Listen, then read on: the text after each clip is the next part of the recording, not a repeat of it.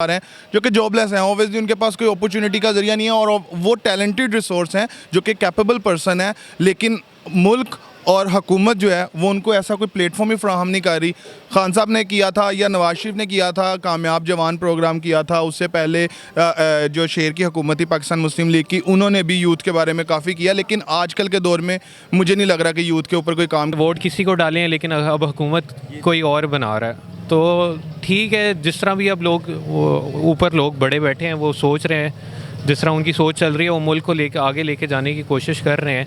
लेकिन एज आवाम, as normal एक आम शहरी के तौर पे मैं यही कहूँगा कि आप देखें, आपकी जो एक गरीब बंदा है ना वो बहुत पिस चुका है। बिजली, गैस, हर चीज़ इतनी महंगी हो गई है, तो जो भी आता है वो करेंगे या नहीं करेंगे वो तो वक्त ही बताएगा, क्योंकि जो फ्यूचर है वो तो मैं भी नहीं देख सकता, आप भी नहीं देख सकते। लेकिन हाँ भाई, बात ये कि जैसे कि अब उनके मुकाबले में कुछ भी नहीं है, वो एक बहुत बड़ी मार्केट है। जितनी इंटरनेशनल कंपनीज हैं उनका इंटरेस्ट वहाँ पे होगा पाकिस्तान की निस्बत, तो उसका फ़र्क तो आता है। जाहिर है जब वहाँ पे उनका बिज़नेस उनका ग्रो करेगा डेफिनेटली उसके नीचे तक असरात आते हैं। हमारी तो 25 करोड़ की हमारी आबादी है, उसमें भी देखें लिटरेसी रेट क्या होगा, कितना बाहर बैठा होगा, तो फ़र्क पड़ता है। जब आप इंटरनेशनली चीज़ों को जब देख रहे होते हैं तो उससे डेफिनेटली हम उनसे कंपटीशन नहीं ले सकते इस तरह।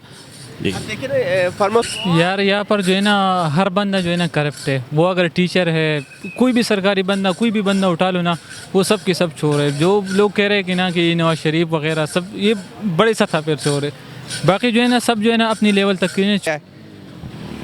ये यही है कि आपस में जो लड़ रहे हैं दुनिया सारी देख रही है, इलेक्शन भी हुए हैं, इसमें उन्होंने खुद बताया इस तरह के जो इनका इलेक्शन कमिश्नर था जिसने बयान भी दिया था कि उसने गलत लोगों को वोट दे के जिताया। 70,000 वोट की उसने लीड के साथ उस डिसीजन चेंज किए हैं, रात को रात लोगों को जितवा दिया है। ठीक है, तो बाकी मुल्कों ने भी देखा है इस चीज़ के ऊपर कि वहाँ पे क्या हो रहा है। अस्सलाम वालेकुम, मैं हूं मोहम्मद ज़ुबैर, अवाम की आवाज़ राइट मालूमात के साथ अपने यूट्यूब चैनल राइट टीवी पर। नाज़रीन, अगले हफ्ते पाकिस्तान में नई हुकूमत, नया वज़ीर आज़म और नई काबीना आएगी, लेकिन नए माशी चैलेंज के दरमियान एक नया इम्तिहान भी दस्तक दे रहा है।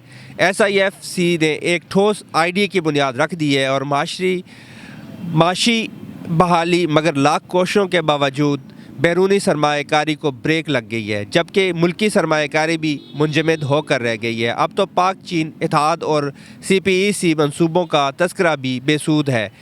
मज़े की बात यह है कि सन 2023 में सिर्फ 1 अरब 77 करोड़ डॉलर की FBI यानी बैरूनी इन्वेस्टमेंट पाकिस्तान में आई। पिछले 7 महीनों में गुज़श्ता चंद सालों में दर्जनों गैर मुल्की कंपनियाँ पाकिस्तान छोड़कर जा चुकी हैं। कुछ गैर मुल्की कंपनियों ने पाकिस्तान में अपने मलकियती शेयर निकाल लिए हैं और कुछ गैर मुल्की कंपनियां अपने दूसरी कंपनियों के हवाले कर गई हैं।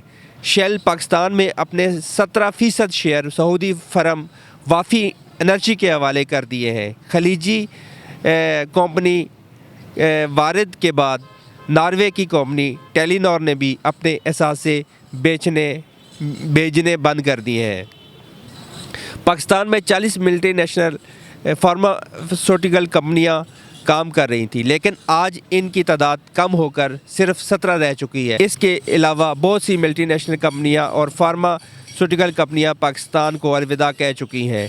याद रहे कि हालिया दिनों में शहबाज हुकूमत 16 महीना अरसे के दौरान पाकिस्तान में मल्टीनेशनल कंपनियों की महदूद सरमाया के साथ अपने सरमाए पर होने वाले मुनाफे की रकम फिर भी गैर सरकारी पाबंदियों का सामना है। नाज़रीन, जैसा कि मुल्क में सियासी इस्तेकाम नहीं आएगा उस वक्त तक माशी इस्तेकाम नहीं आना। जब तक माशी इस्तेकाम नहीं आएगा तो मुल्क के बाहर के लोग हमारे मुल्क में कैसे इन्वेस्टमेंट करेंगे और कैसे ये मुल्क तरक्की की दौड़ में सबसे आगे जाएगा। और हम आवाम से जानते हैं कि क्या इस वक्त सियासी इस्तेकाम आना ज़रूरी है ताकि ये जो हमारे मुल्क में गुर्बत है इसका ख़ात्मा हो।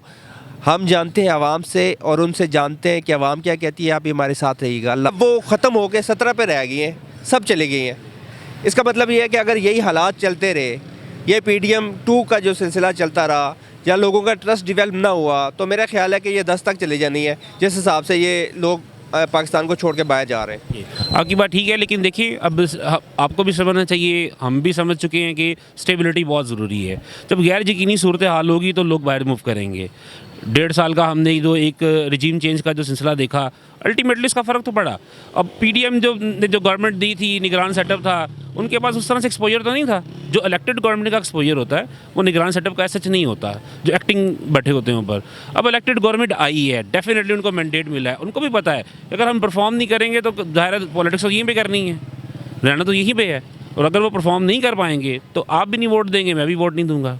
जैसे कि इन्होंने बयानिया बनाया था, अब देखिए सियासी इंतकामी कार्रवाई से मेरा ख्याल है कि माशी स्टेबिलिटी ज़रूरी है, उसकी तरफ सबको चाहिए कि ये वर्किंग करे और सबको मिल के मुल्क की तरफ सोचना चाहिए। क्या ख्याल है, अगर एक बड़ी पार्टी बाहर बिठा दी गई है, छोटी पार्टियां अंदर बिठाई हुई हैं, जिसके पास मैंडेट है उसको हुकूमत ही नहीं करने दे रहे, तो मेरा ख्याल है कि फिर माशी तौर पर हम और कमज़ोर होंगे, हमारे बाहर की दुनिया में ट्रस्ट वीक होगा। तो क्या कहेंगे, ये एक फुकदान है हमारे सियासी लीडरों में जो आपस में मिल बैठ के वो आगे जाने की कोशिश नहीं कर रहे, क्या कहेंगे? देखिए मेरे ख्याल से तो डेफिनेटली इस्टेब्लिशमेंट जो हमारी जो सारे स्थिति को ओवरसी कर रही होती है, वो यकीनन वो देख रहे होंगे मुल्क का नुकसान जो है वो सबका नुकसान है, उनका भी है, अवाम का भी है, सियासी पार्टियों का भी है।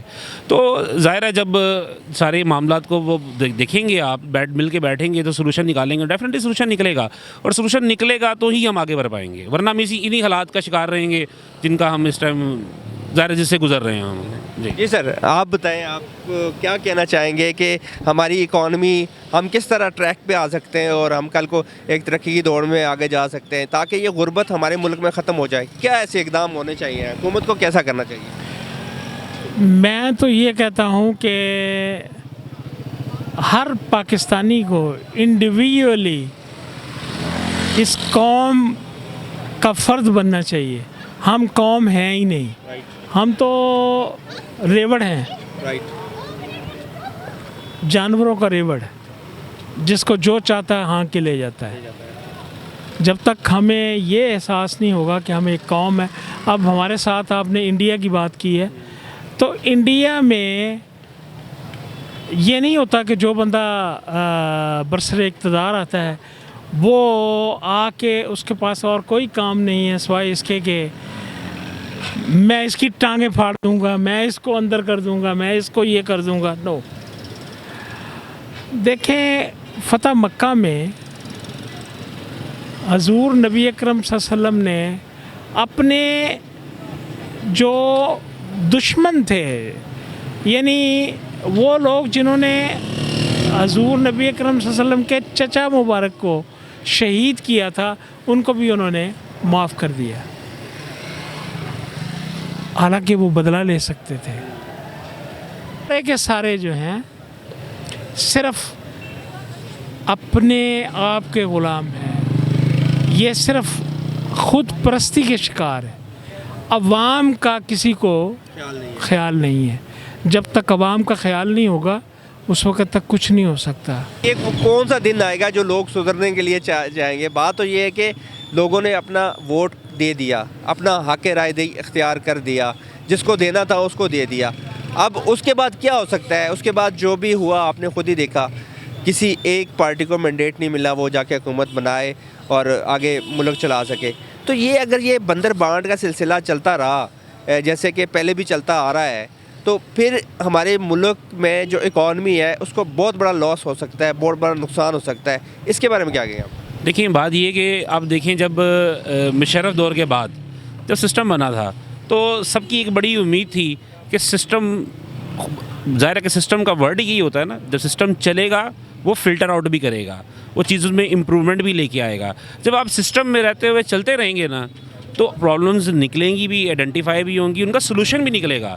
तो लिहाजा सबसे इम्पॉर्टेंट ये है कि सिस्टम को चलते रहना चाहिए, सिस्टम चलता रहे, पार्टी जो मर्ज़ी हो, लोग जो मर्ज़ी हो, लीडर जो मर्ज़ी हो, जब वो सिस्टम में रह के काम करेंगे तो अल्टीमेटली। मैं भी आपसे यही बात कर रहा था, जो हमारा सिस्टम है उस सिस्टम की वजह से ये कंपनियां जो है हमारे मुल्क में जो काम कर रही थी ये पाकिस्तान को छोड़ के बाहर चली गई हैं। अगर सिस्टम में फुकदान था ना जिसकी वजह से इतना बड़ा प्रॉब्लम क्रिएट हुआ है ना, अगर हमारे यहाँ सिस्टम ही ठीक होता तो मेरा ख्याल है कि यहाँ से माइग्रेट करके बाहर मुल्कों में ना भागते, अपनी शेयरिंग बाहर उठा के ना लेके जाते अपने मुल्क को, बल्कि पाकिस्तान में जो इन्वेस्टमेंट कर रहे थे वो यहाँ पे इन्वेस्टमेंट और करते, ना कि वो जो पहले वाली है वो भी उठा के ले जाते।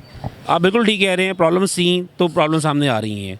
अब असल बात ये है कि जो नई टीम आई है उनको चाहिए ये सब हमारे लिए हमारा एक मुस्तकबिल बन सकते हैं और हमारे मुल्क को जो है ना वो आगे लेके जा सकते हैं। तो मुझे नहीं उनका कोई ऐसा लग रहा कि वो ना इस तरह करेंगे। ओबियसली वो बाहर जाएंगे, बाहर जाके जो है ना वो इस तरह से फिर अपनी अपनी फैमिलीज़ को शिफ्ट करेंगे और ऑल दो एट द एंड क्या होगा, जिस मुल्क से हम बिलोंग करते हैं और वो मुल्क मज़ीद पसमानदगी में चला जाएगा।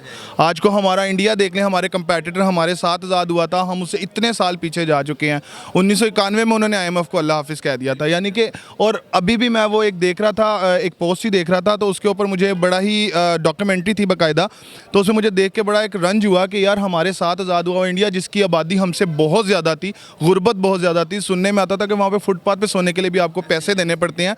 लेकिन आज जितनी भी टेक्नोलॉजी में जितना इंडिया एडवांस हो चुका है, मेरे ख्याल से आने बिल्कुल नहीं है पाकिस्तान, आने वाले वक्त में चाइना, जापान, इनके मुकाबले में इंडिया खड़ा होगा। और हम कहाँ पे हैं? हम कहीं पे भी नहीं है। और इसकी सिर्फ और सिर्फ जिम्मेदार क्या है? हमारी पॉलिटिक्स है, कि जिसकी वजह से जो है ना, अब इंडिया में भी पॉलिटिक्स बहुत ज़्यादा थी। अगर हम उसी को कंपेयर करें या उसी का लाहे हम चेक करें तो इंडिया में भी बहुत पॉलिटिकल इंडस्ट्री थी। बट क्या था कि बेसिकली उन्होंने फ्रेंडली माहौल दिया, कारोबार को दिया, लोगों ने इन्वेस्टमेंट किया, यंगस्टर को दिया, मुल्क को आगे लेके गए, मुल्क की भाग दौड़ संभाली। यहाँ पे सियासी अगर लड़ाई झगड़ों में फंस के रहे हैं तो 2 साल अपने पहले ज़ाया किए, अब 4 साल पीछे ज़ाया करके चले जाएंगे तो मिलेगा क्या? कौम को क्या मिलना है, हमें क्या मिलना है, यूथ को क्या मिलना है? ये सिर्फ वादे ही रह जाते हैं। जो आप कहते हैं ना मंशूर रखा हुआ है, वो कागज़ का टुकड़ा होता है, लिखा होता है।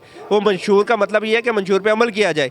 हमारे तो मंशूर 5 साल लिखे हुए रह जाते हैं, पता नहीं चलता उनके बाद क्या होता है। कोई एक दूसरे के साथ लड़ रहे हैं आपस में, जो मुल्क के दूसरे मुल्कों के साथ इनका वो नहीं बन रहा। फार्मास्यूटिकल कंपनियां थी 40 जो अब ख़त्म होकर 17 तक चली गई हैं।